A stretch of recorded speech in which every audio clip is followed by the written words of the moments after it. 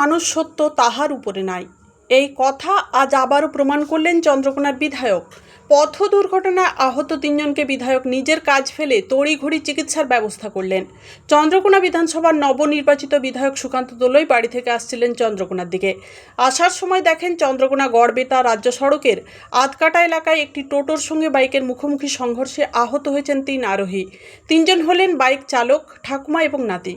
কোনো রকম সময় নষ্ট না করে তিনি তড়িঘড়ি আহত তিনজনকে উদ্ধার করে নিয়ে আসেন চন্দ্রকোনা গ্রামীণ হাসপাতালে। বিধায়কের এমন ভূমিকায় বেজায় খুশি এলাকার মানুষ।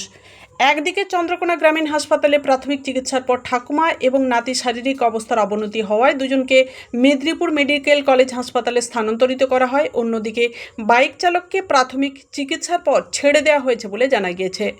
নমস্কার, রিপোর্ট ও সংবাদ পাঠে আমি পাপিয়া বন্দ্যোপাধ্যায়। আপনারা দেখছেন মহকুমা টিভি ঘাটাল।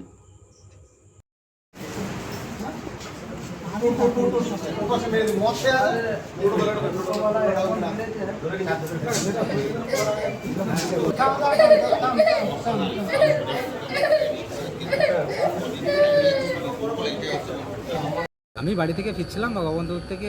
ফেরার সময় রাস্তায় দেখলাম যে আধকাটাতে একজন ঠাকুমা এবং তার ছোট বাচ্চা, মানে তার নাতি, মানে মারাত্মকভাবে ইনজিওর্ড হয়েছে। বাচ্চাটার কপালটা কেটে গেছে অনেকটা জায়গা জুড়ে, আর তার ঠাকুমারও গালটা পুরোটা কেটে গেছে। তো পরে সাথে সাথে আমি সেখান থেকে তাদেরকে রেস্কিউ করে হসপিটালে নিয়ে এলাম এবং ট্রিটমেন্ট শুরু হয়েছে।